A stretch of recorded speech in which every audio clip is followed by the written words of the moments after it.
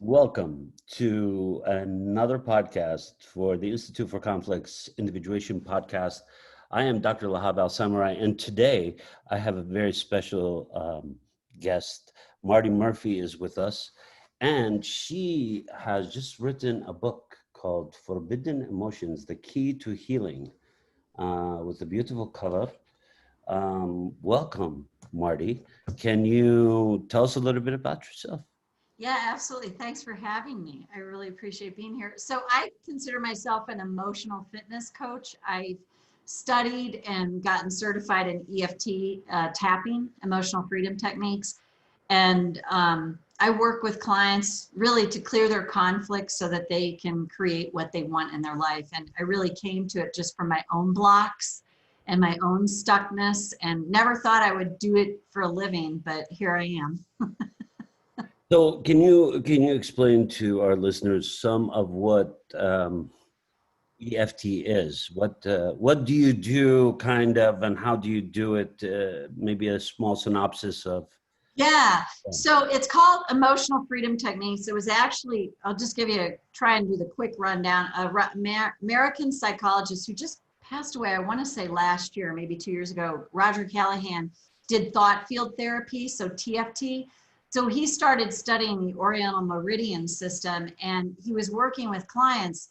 And he had a client named Mary that had a phobia of water. So he was practicing tapping on meridian points and then stating the problem with someone, and all of a sudden Mary's phobia went away, and pretty quickly. And he checked her back like 3 months, 6 months, a year later. And then he got in cahoots with a man named Gary Craig, who was an engineer by trade and a personal development coach. And he thought TFT was a little complex for him, so he wanted to find the easier way to do it. So he created what's now known as emotional freedom technique. And tapping, it's called tapping because literally we're tapping on meridian points, energy centers in the body, while we're stating the problem. So it melds modern day psychology with acupuncture. And why it's effective is because it's tapping into our energy system, the electrical system in the body. So when we're stating the truth, which usually sounds negative, it's lowering cortisol levels in the body. There's a lot of science behind this now. And it's like opening up a malware file. So that's why we go to negative, which is the truth. We open up that file, we go in, we're tapping, we edit the file, and then we close it back. And then the file is different for someone. So they might have a memory of, say, a traumatic event, but the emotional charge that's been running them, that's been attached to that, is now tends to be either reduced or eliminated from the body. So that's really EFT and tapping in a nutshell. Very interesting. It's something similar to what I am doing right now, called JAMP, Young and Advanced Motor Processing, and I am using the EMDR, one of the EMDR techniques of just eye movement. But in our technique, what we are using is both the bilateral stimulation and the eye movement. And what I am doing is we're doing it for 90 minutes. So we go through 60 minutes of where we work through just like what you're talking about, which is hitting the points. So as the person is talking about all these different points, we're just doing, you're doing the physical touching, we're using the ball, and then they tell the story, and that releases the energy, and you are correct. It's like a file. It's a file that gets reshuffled. Mm-hmm. Effective for people. They are, it's actually looks like a miracle cure for some people. Yes. Yeah. So, so this is very close to a lot of things that we do. So tell me more about EFT. How did you become enamored by it? Well, it's interesting. So I always tell this quick story. It was New Year's Eve 2010, and my husband and I were kind of really pulling ourselves out of quite a financial debacle.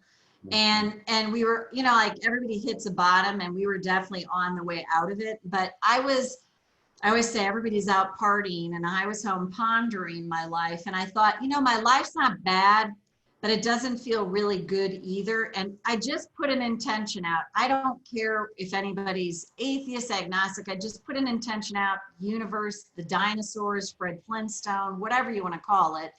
And I just said, like, it was an intention. If there's something that can truly finally help me change my life, then send it my way. And if not, I just want peace, because I'm tired of wanting things I can't have. I'm tired of trying to get things that I can never seem to come by. And literally within 2 weeks, I would say it's sort of magical. We would call it that, but it's not.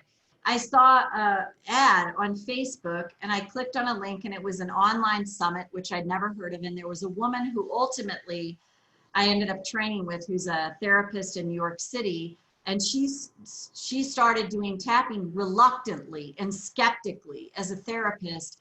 And she just couldn't believe how quickly her clients were getting shifts different from if they were just talking about it, because you're engaging the body. So I heard her, and I just started tapping on my own, having no intention of, I'm going to do business out of it or whatever. I just wanted to clean up things in my own life. And about 3 months, which makes sense from a neuroscience standpoint and a cell biology standpoint, my husband said to me, I don't know what it is, but there's something different about you. Mm. And I did notice, because I would say my OCD kicked in, because I was tapping in the morning and tapping at night. I was really putting a lot of time and energy into it because I just wanted things to change for me. And I've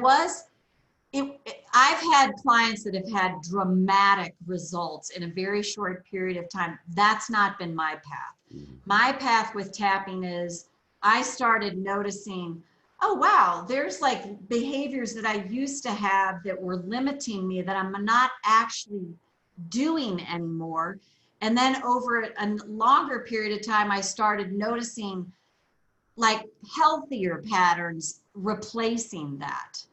And I am absolutely still a highly flawed, fallible human being, but I love that I have a technique now that I know, oh, right, I can tap on this, and I really encourage clients in that, and just seeing the changes in their lives. So to me, it's something I'm going to do the rest of my life. I have a joke with my husband, who you've met, and if I'm really mad at him, I'll just start tapping in front of him, and he's like, ooh, and it's kind of become this joke between us, and it works, I just, if there's something that worked differently, I would do it. But this to me has been the thing that continues and consistently works for me. You should do it too. Oh, he does. Oh, does he? Okay, good. Excellent. He does, actually, yeah. Good. Okay, so I wanted to talk to you about your book. It's fascinating.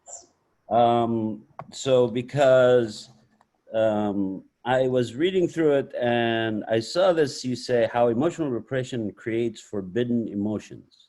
When growing up, you get bombarded with a lot of messages. You download thousands of messages, especially those from authority figures in your life. You might have the most inquisitive and curious mind, as all children do, but if you hear something often enough, you will likely believe it. Your resilience will wear down and downloading begins.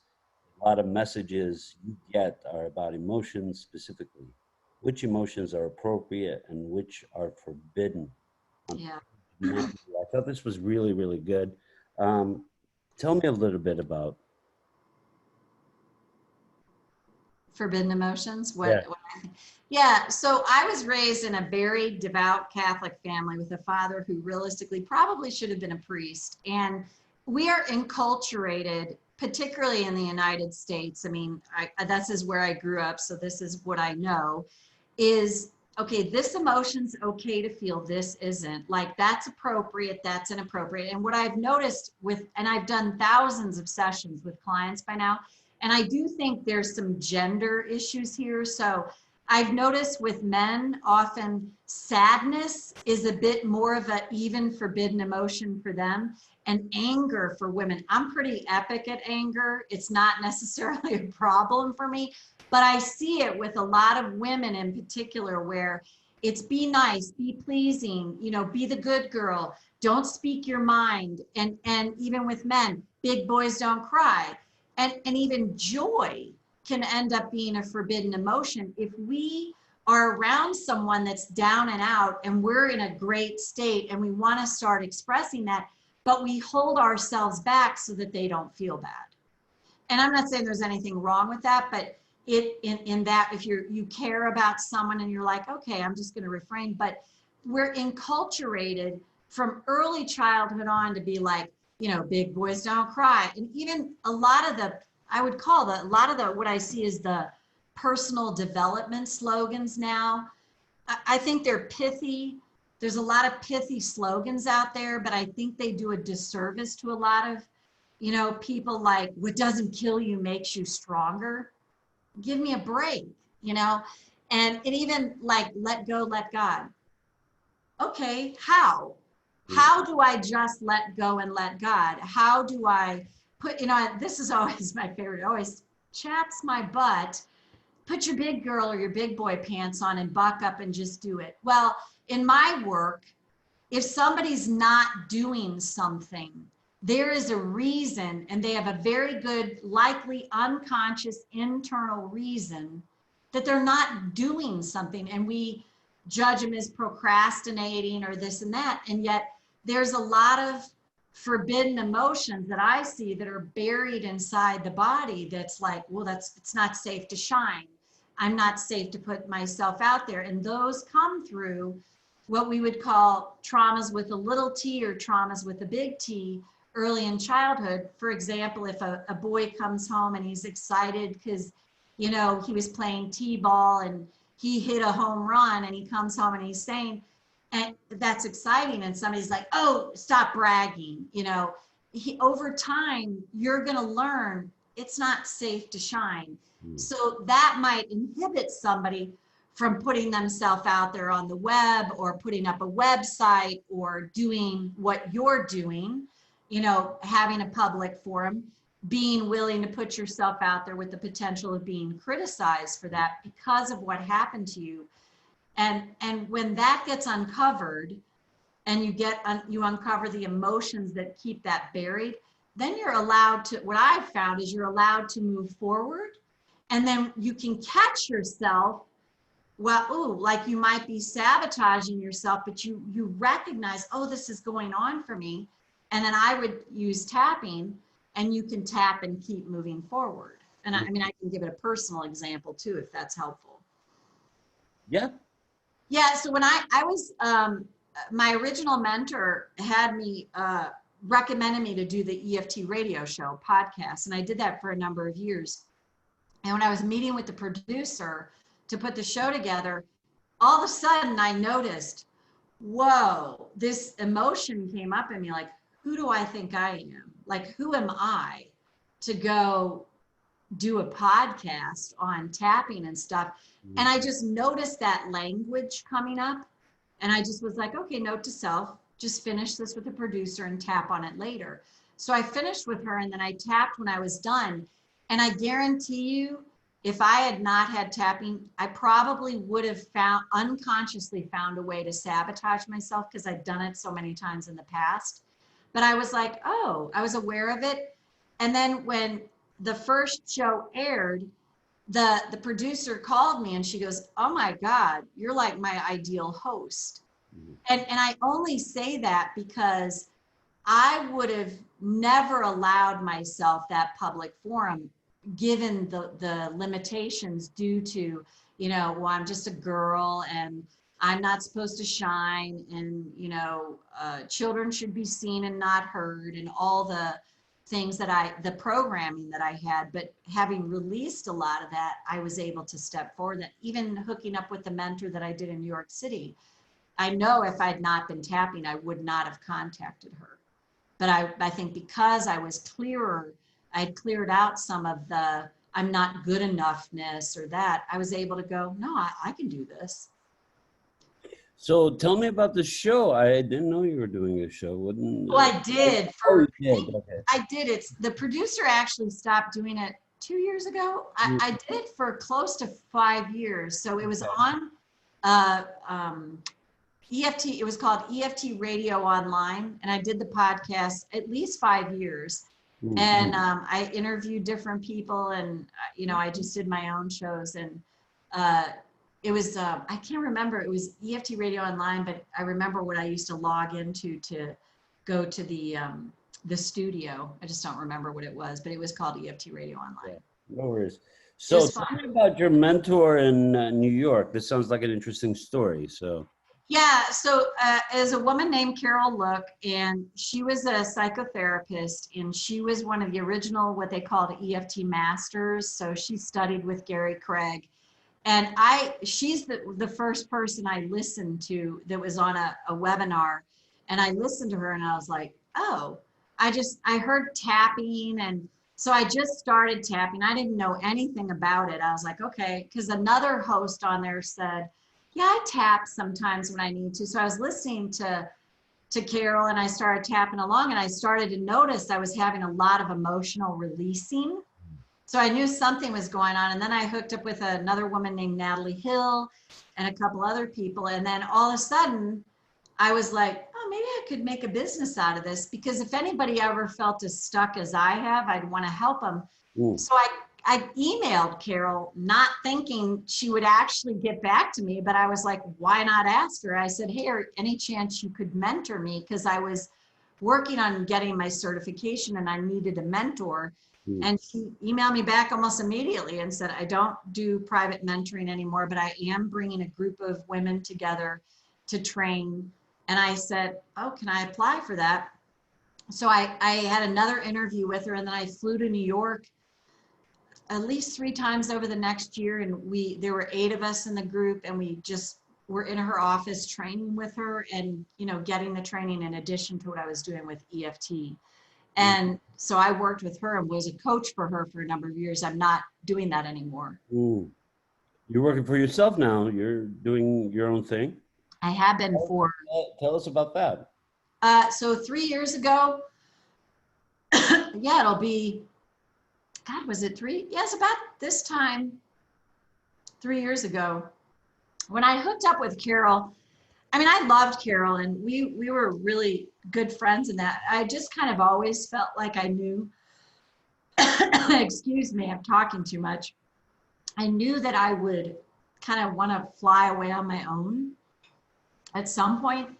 And I think I came to that conclusion because I had been tapping, because in the past, I had always kind of wanted to hook on the heels of someone else because I was too afraid to branch out on my own. But ultimately, I was like, you know what? It feels like it's time to really spread my wings and fly. So I had a conversation with Carol about it, and she gave me her blessing. And I just have gone out on my own since. And I'm really grateful for the experience that I had with her. And Carol really gave me a leg up in the beginning in a lot of ways. But I just sort of knew it was time to, go on. And Carol has always said in her own tapping experience, if there's something that works better, show it to me and I'll do it. But she just still taps because she finds it the thing for her that's simple, it's easy, and it's highly effective. So it was really great to have, and I used to go to New York quite a bit every year when I was with her for those number of years. And I was a coach in a coaching program that she started, and we would do masterminds, and I learned a ton. Nice. So Marti, tell me about the book. Well, the book was an inspiration. The title actually came to me. Emotions. Yes. Tell us about this. The title came to me about 8 to 10 years ago. So I want to say this to anybody who's ever like, oh, I'm procrastinating, I'm not getting anything done. I always knew it was going to be written, but I just was like, I don't know, it just doesn't seem to be time yet.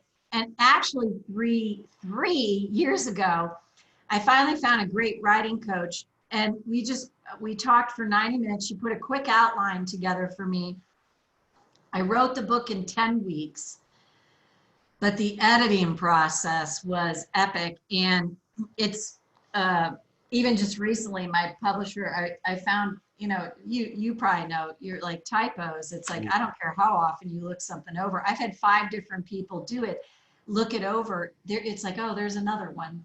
So the editing process and doing some of the rewrites was the longer process for me. But when I finally wrote it, it just flowed out. And I would also say it was helpful that I really did wait, because I had so much time with so many clients, and I've learned so much working with people to see sort of the golden threads through every client, like, oh, here's a similar pattern that I see is in place, and here's how I see people holding themselves back. And that's what I really noticed. It just sort of started to come to me is, wow, people really make certain emotions really unacceptable to feel. Ooh. They really tell themselves that's not okay. And I started going, why would we be born installed with this full palette of amazing emotions if we're not meant to feel all of them? And every emotion can be both healthy and unhealthy. But the problem, and then when I studied psychosomatics with a woman out of Calgary, the body-mind connection, I did a number of workshops and studying with her. I started to see how certain emotions that they didn't allow them to feel would show up in the body in certain ways. And so I just thought, yeah, I want to be that format, the place for people to come and the other thing that I noticed is when I started, there's a tapping technique called rant tapping, R-A-N-T. I didn't create it, but it's literally you rant out like, oh, that makes me so mad. Well, when I started working with clients that I saw all this suppression happening in, I would say, well, if you could say anything to this person, they're never going to hear this. You don't have to be appropriate. Put being appropriate on the shelf. You can pick that back up anytime you want. What would you say to them? And it was amazing. Every single person on one level or another would say, I'd say F you. So I'd go, are you okay tapping on that? So we would tap on that. And I have yet to tap with somebody using that technique that's said they have not felt, they go, God, I feel liberated. And how I see that is they finally have allowed themselves their truth in a safe and healthy environment. Not for 1 minute am I suggesting that they go up to that person and say that. I mean, they can if they feel like they need to, but with somebody in a safe environment, they get to give themselves their truth. And it's really liberating. And you can do it today. If there's somebody in your life that you're mad at and they're standing in front of you, it's like, I gotta go to the bathroom because if I don't, I'm gonna like throat punch you. You can leave and go attend to that yourself. And I've just found it makes us so much more effective in relationships. And you think that's because that we're able to express ourselves in a more honest way because we're honest, absolutely, unadulterated emotions. Yep. Mm-hmm. Yep, I love that word, a more honest way. It's that's my truth, and we're in those moments we're not holding ourselves back and suppressing emotion. There's a great line from a book I love, Emotional Fitness, and I think she took it off Carl Jung originally, but her name's Janice Berger. Feelings aren't buried dead, they're buried alive. Ooh. And that's what I found in people, all these sort of physical ailments and stuff too. I had a client that had, and I'm not making medical claims here, here's my disclaimer. She had an inoperable benign brain tumor, and we tapped 6 times together, so 6 hours, 6 weeks in a row. And I would tell you I think it's, and she said this, it's the first time she ever felt like she got the full expression of how she'd been feeling her whole life about her parents, her family members, every person in her family, and even different healers that she dealt with in a safe and healthy way. And we did a lot of rant tapping. And then she came at the beginning of the 7th session. She said, I've got something I've got to tell you. She goes, I went and my tumor shrunk in half. Ooh. And, and, and she said, this is the only thing I've done different. And I mean, I was like, whoa. Like if there's not a testament for the body mind connection. Oh no, for sure. Yeah. 100%. The amount of stress that we go through, a lot of the work we've done on JAMP is people who have had pain in their backs and their shoulders and their necks, in their groin area, in their legs, and their toes. It disappears because it's an emotion. It's an emotion being held. And what I like to talk about, I said, you are basically water. It's an emotion being squeezed by water that's being held by energy. And that's what you're holding onto. And how does that not transform all this, these cells around you, into cancerous cells? Because they can't keep boiling over, because that's what's happening, right? Yeah. Yep, absolutely. And I would tell you, for me, rant tapping, I honestly would say, oh, it saved my life, because in so many ways, it was like when But you are a ranter, so that I am a makes ranter. sense. I'm a ranter, and I get, and that's a great point, Laha, because I know not everyone is. Yeah. Not everyone is, and I have a lot of fire in my chart. I have a fairly fiery personality, and I understand not everybody is, but that side, even like my most demure client that was very, I would say, buttoned up, she was like, yeah, I would say this to them. And she allowed herself in a way that was comfortable for her to finally express those emotions. Yeah. And it's been tremendously beneficial to her. No, I agree with you. I think it's fantastic, because I think everybody needs to rant. Yeah, just got to do it in the way that's right for us. Yeah, because everything is on a scale, and we always go from one extreme to the other extreme. If we cannot release every once in a while that right energy, then it backs up. Yes, absolutely. Yes. And it sounds like with your person who had the tumor, she is that she had been containing all her emotions in her head. Oh God, And absolutely. all her pain was being held in her skull, to the point that this tumor came up. And she's an extremely intellectual person. Like, Yeah, and that makes sense, right? yeah, she's one of the most brilliant people I know. She's super book smart, and she processes and analyzes and all that. And it just made so much sense, you know. That's a great way to put it. All the pressure in the skull. Yeah, she puts it in one place, and you were able to release the pressure from that one place. And that alone, that release of pressure, was not an irritant to the tumor anymore. Yeah, and I have to keep growing, because now there is nothing pushing it to grow. Right. Yes. And that was, let me think about this. That was 7 years ago. And to this, she just had I'm still in touch with her. She had another brain scan, and like the tumor is almost non-existent. Yes. So yeah, because this is the emotion that is being basically held like a piece of coal that is turning into diamond. Yes. A great way to put it. Yes.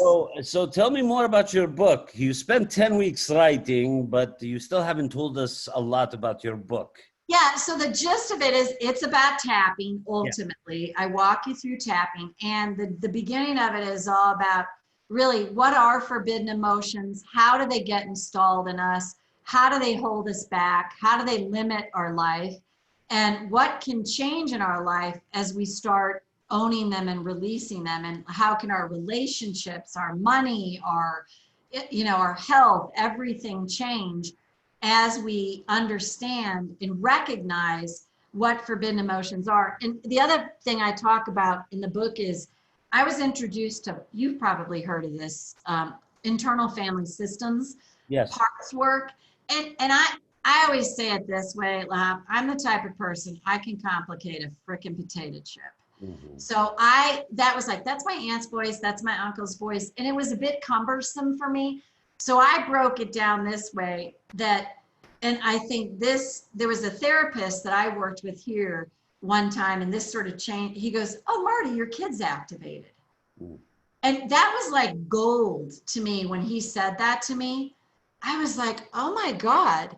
So I started realizing, and this is the way I would say it, we have a wounded child inside of us, the child that's never gotten their voice, who is always pushed down. I also say we have what I call the bully in our brain. And that's that critical, it's the culmination of all the authority figures, all the people that sort of pushed us down. And then we have call it authentic self. I call it the healthy adult self, but authentic self, higher self, whatever. Those three to me are what I see as the least complicated way to view it. So to unravel that and go, who's running my show at any given time? And what started happening for me is I started realizing a lot of abandonment issues were kicking up in my own life. And so I was behaving from that place. I would get, say I'd have an altercation with my husband, and he'd be like, and I would be like, no, we got to talk about it. We got to work it out. And that's when the therapist goes, Marty, your kid's activated when that happens. So I started to recognize that, and I think it's Eckhart Tolle. He calls it watching the thinker, and I talk about this in the book. So when I started to recognize, oh, that's my kid. Like my inner child has a grip on me right now, and that's who's making all the decisions in my life right now, and that's not who I want running my show. But then what in the EFT world, what I found is then we have the kid and then we have the bully, and they go to battle. So the kid gets activated, the bully, you stop crying, put your big girl pants on. And this battle begins, and that's what keeps us frozen and unable to move forward. But when we start to recognize these parts, oh my gosh, my kid's activated. Oh gosh, I'm beating myself up, then we start to separate from that more and realize, because otherwise we just think that it's all us. We walk around, I'm a mess, I'm this, I'm that. But it's been incredibly helpful to me and with clients to go, who's running your show? And when I started to recognize my kid, abandoned child, was getting activated, I could start, it didn't happen right away, it took some time, but I started to separate. And then I stopped. I was able to minimize, and ultimately really, it rarely happens anymore that abandoned part of me gets activated, which is tremendously helpful. But it was the recognition of there's these parts that I have that are in operation. If I can recognize and separate from them and then tap, then I allow that space for my authentic self to come through. And the part of me that can be more reasonable in an argument and not go for the jugular and not like hit below the belt and go, do I really want to do that? Do I really want to say that? Do I want to hurt myself that way? Do I want to hurt somebody else that way? And in that's a big piece that I talk about in the book too, is recognizing those parts. And when they're in operation, you can tap, and then that soothes the nervous system, lowers cortisol levels, lowers the fight flight response. And from that place, then we just have access to the prefrontal cortex, the slower thinking part of the brain, where in the creative part of the brain, where we behave in a way that we feel better about. Because when we're activated in a stress response, we do not have access to this part of the brain. That's why you've probably experienced this. If you're having an altercation with somebody, I call it, we just start circling the drain. And we're just going, or we can circle the drain with our thoughts, and recognizing those parts is a way to stop circling the drain, to go, oh, my kid's activated. Oh, my bully's running my show. Now I can tap and soothe that, and I can come up with reasonable decisions. The other thing in tapping, which I talk about in the book, is when you tap, what I've noticed with clients is there's a thing called the cognitive shift. So all of a sudden you're tapping with someone and they're tapping on a problem and they have this, really entrenched belief about an event that's happened. So you're tapping, it's releasing, and all of a sudden, out of their mouth comes a completely different perspective on the event that happened that's much more to their benefit. Yeah. And that's what we call a cognitive shift, that their brain all of a sudden now had access to show them a different way to see this, which is better for them and less activating. Yeah, we use what we use in JAMP is we use affirmations. Ah, I am powerful, and we say the affirmations 4 times. We're doing something very similar to what you're talking about, which is changing that thought of I am powerless, and I am, So we have several affirmations that we use. We have like categories: one for the body, one for power, one for love, one for self. So yeah, it's very, very close to what. yeah, in EFT, the way we would get to the affirmation piece, because in the beginning, the first 15 years or so of tapping, what my mentor told me, she goes, nobody tapped on a positive statement at all, and people got better. And my theory on why they got better is because as they clear out the muck, then there's space for the authentic self to come through. It's not like that's ever gone. It's just mucked over by limiting beliefs and which are forbidden emotions. So when that starts to get cleared out, we have access to that part of us. And so now I like this term bridging statement. So in tapping, we'll tap on the negative first. And then towards the end, we introduce the idea of what if it really is okay? What if I'm not the bad person I think I am? What if? So we ease the brain into I think I could believe that. And then what I love about what you're talking about, the affirmations, is I would use what's called argue tapping.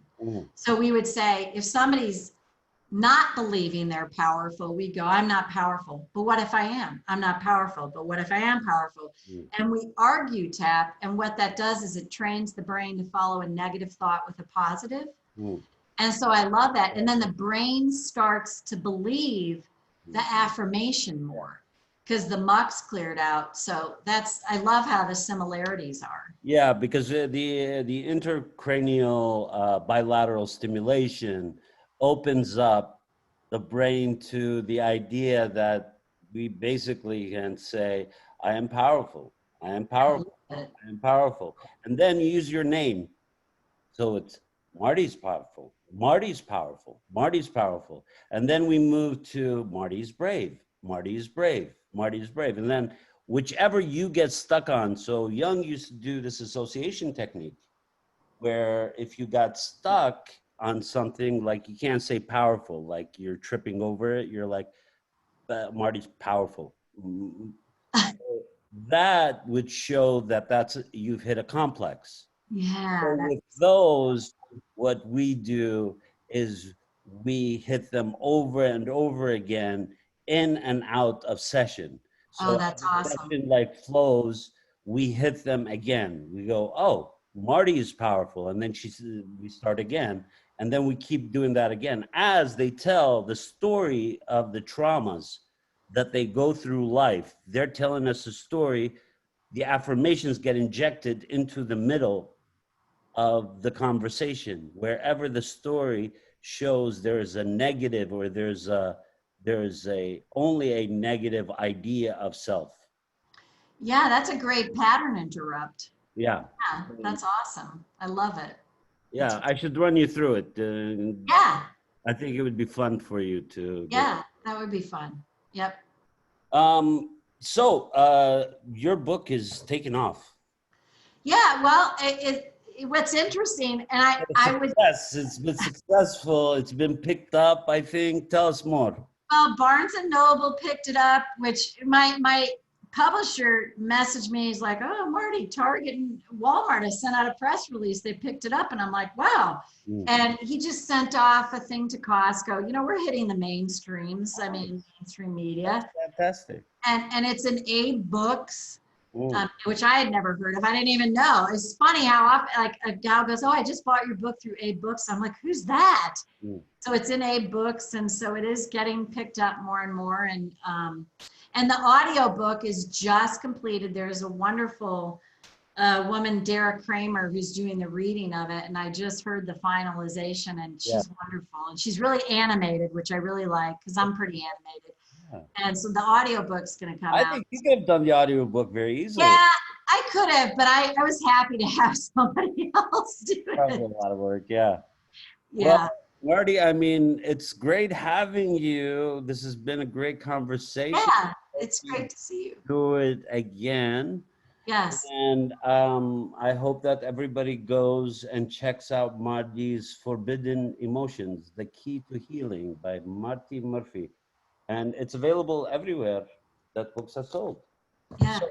So, thank you for being on the Individuation Podcast, the Institute for Conflict, in the time of Corona and conflict. Right. We wish you well and healing and safety, and we talk to you soon. Thank you very much for joining us today. Yeah, thank you for having me.